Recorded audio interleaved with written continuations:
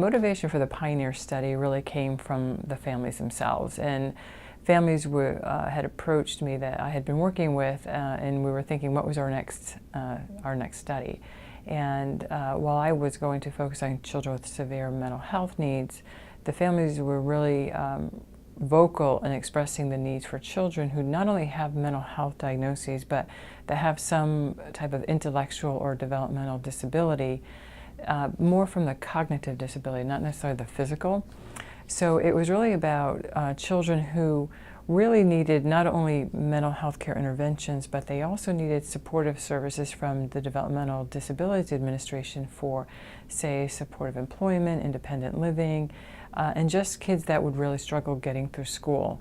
And what the families really expressed is that we need to have the family's voice in what's important for these children so that we really get out into the community what is it that we can do to help improve outcomes for these kids. And so when we were thinking about a catch name for the study, we came up with prioritizing outcomes, needs, expectations, and recovery. Because there's not a cure for these children, and so it was really about what are outcomes that were important to families, what were their needs and expectations for services, and how do we move towards getting them to a point of recovery. The information that we collected, the family members were there at the table working through the analysis with us and really teasing apart what was it that was being said in the data and that we collected from families that was important to them.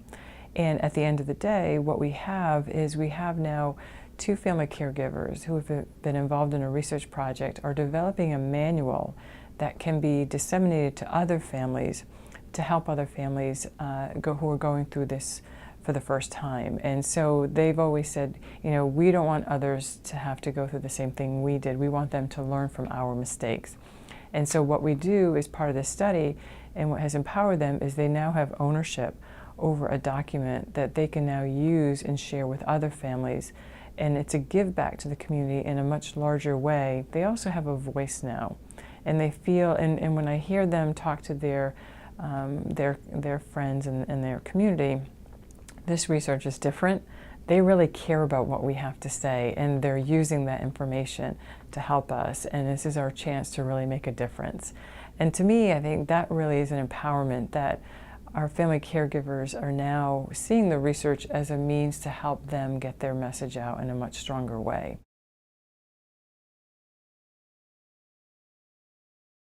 It gives us a different view of how we think about things.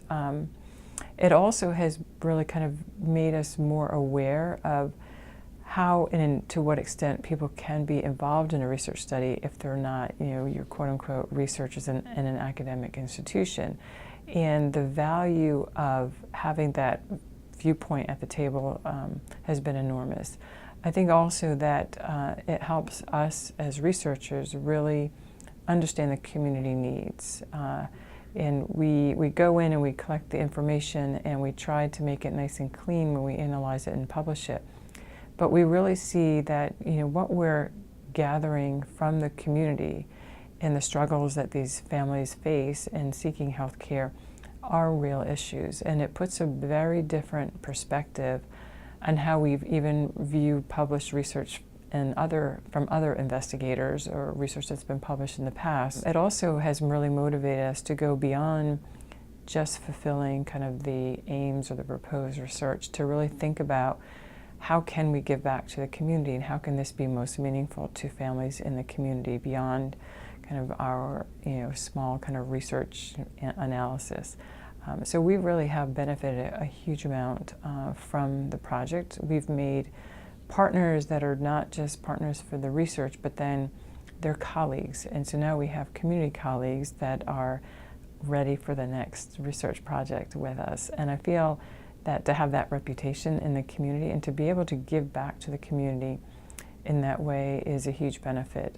It's not always measurable in a publication or, you know, in a citation ranking, which is typically what people evaluate the success of a project. But to have people that are now friends and colleagues that look to actually what is the next question and help us design the next question is a huge benefit. And I think that agencies like PCORI that have really stimulated and motivated the engagement of patients and stakeholders in research have really changed the playing field for how we think about our research, and I think we'll see great benefits from that in the future.